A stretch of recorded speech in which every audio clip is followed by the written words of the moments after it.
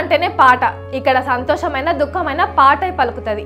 జానపద కళారూపాలు భవబంధాలను పాట రూపంలో వ్యక్తీకరిస్తారు. ఆ కళాత్మకతను ఇప్పటి తరానికి పరిచయం చేసిన బలగం మొగిలయ్య నిశ్శబ్దంగా వెళ్ళిపోయిండు. బలగం సినిమాతో మంచి గుర్తింపు తెచ్చుకుని ప్రేక్షకుల మన్ననలు పొందిన ప్రముఖ జానపద కళాకారుడు మొగిలయ్య కన్ను మూసిండు. జబర్దస్త్ నటుడు వేణు వెల్దండి దర్శకత్వంలో వచ్చిన బలగం చిత్రం సూపర్ హిట్ గా నిలిచి అందరి మన్ననలు పొందింది. తెలంగాణ ఊరువాడ అంతటా ఈ చిత్రానికి బ్రహ్మరథం పట్టిండ్రు. చిన్న సినిమాగా వచ్చి పెద్ద హిట్ కొట్టిన బలగం కుటుంబంలోని మానవ బంధాల విలువలకు అద్దం పట్టింది. ఊరు వాతావరణం, కుటుంబ కలహాలు, బాంధవ్యాలపై సినిమా క్లైమాక్స్ లోని భావోద్వేగ భరిత పాటతో మొగిలయ్య అందరి మన్ననలు పొందిండు. తెలంగాణ బతుకు చిత్రంగా రూపొందిన బలగంతో సినిమా కథనాన్ని మలుపు తిప్పే క్లైమాక్స్ సీన్ కోసం మొగిలయ్య పాటను వాడుకున్నాడు డైరెక్టర్ వేణు.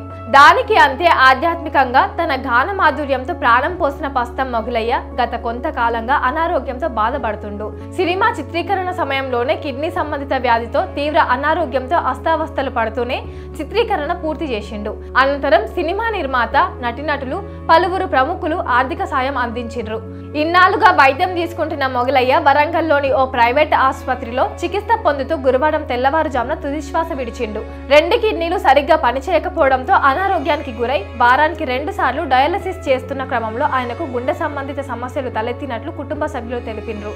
జానపద కళారూపమైన శారద కథలకు బహుళ ప్రాచుర్యం కల్పించిన గొప్ప కళాకారుడు మొగిలయ్య. సినిమా క్లైమాక్స్ మొగిలయ్య పాడిన భావోద్వేగభరిత పాట ప్రేక్షకుల హృదయాలను హత్తుకుంది.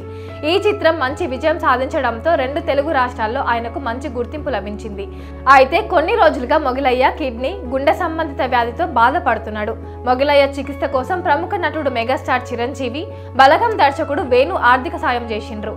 అయితే మొగిలయ్య ఇటీవల మరోసారి తీవ్ర అస్వస్థతకు గురి కావడంతో కుటుంబ సభ్యులు ఆయనను వరంగల్లోని ఓ ప్రైవేటు హాస్పిటల్ కి తరలించిండ్రు.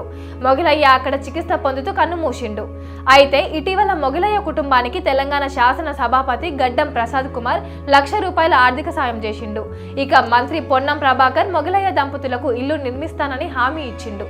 మంచి జానపద కళాకారుడైన మొగిలయ్య పొన్నం సత్తయ్య అవార్డు కూడా అందుకున్నాడు.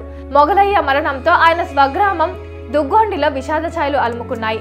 బలగం దర్శక నిర్మాతలు వేణు, దిల్ రాజు మొగిలయ్య మరణం పట్ల తమ సంతాపాన్ని తెలియజేసిండ్రు. వరంగల్ జిల్లా దుగ్గొండి మండల కేంద్రానికి చెందిన మొగిలయ్య, కొమరమ్మ దంపతులు బుర్రకథలు చెప్పుకుంటూ జీవనం కొనసాగిస్తారు. తమ పూర్వీకుల నుంచి సాంప్రదాయంగా వచ్చిన కళ బుర్రకథను చెప్పడమే వీళ్లకు జీవనాధారం. మంచిర్యాల, గోదావరికని, కరీంనగర్, సిరిసిల్ల జిల్లాల్లో బుర్రకథ చెబుతూ వచ్చిన ఆదాయంతో కుటుంబాన్ని నెట్టుకొచ్చిన వీరికి ఒక కుమారుడున్నాడు. సుదర్శన్ స్టీల్ సామాన్ల వ్యాపారం చేస్తున్నాడు. కాగా ఈ దంపతులు బలగం సినిమాలో క్లైమాక్స్ లో పాడిన పాట మంచి హిట్ అయ్యింది. దీంతో ఆ దంపతులకు ప్రత్యేక గుర్తింపు లభించింది.